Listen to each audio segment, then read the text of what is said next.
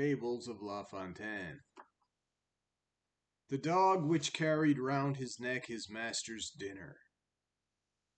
Few eyes are against beauty proof. Few hands from gold can keep aloof. Few people guard a treasure well, or of strict faithfulness can tell.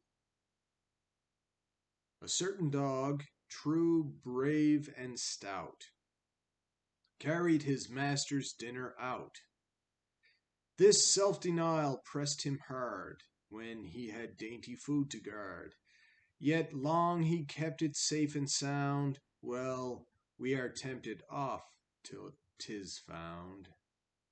By good things near us strange we learn from dogs, and yet we hopeless turn from men when temperance is in view.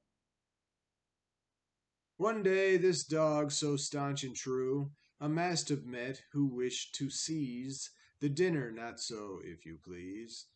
The dog put down the food to fight a mighty combat left and right. Came other dogs, mere thieves and foes, who cared not for the hardest blows. Our dog, who dreaded every stranger, and saw the food was much in danger, wanted his share.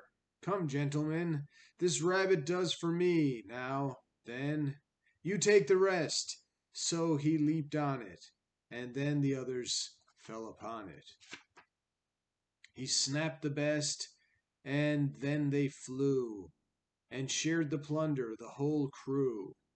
So sometimes, when they yield a town, and soldiers, burghers trample down, sheriffs and provosts are the worst, to rob and pillage being first. Pleasant to see them pistols seize, filling their purses at their ease. And if by chance to one more cool some scruples come, they call him fool. Then he repents of the blunder, and is the first to lead the plunder. Well, there you have it. What do you think about this? The dog guarding the food, or as the opening 4 lines say, few eyes are guarded against beauty, and few hands can keep away from gold. Few people can guard a treasure, and few people can be strictly faithful all the time. So, the dog guarding the master's food, another dog comes, they start fighting. First dog, our hero, tries to defend the food, other dogs come. Our dog sees that it's pointless at this stage, they're going to get it, so he makes a deal with them. He says, alright, I'll take my share first, and then you guys can have the rest. So there you have it. So this is what happens when you allow other people to guard what's valuable for you. You always run the risk of losing it. Temptation is strong. People are weak.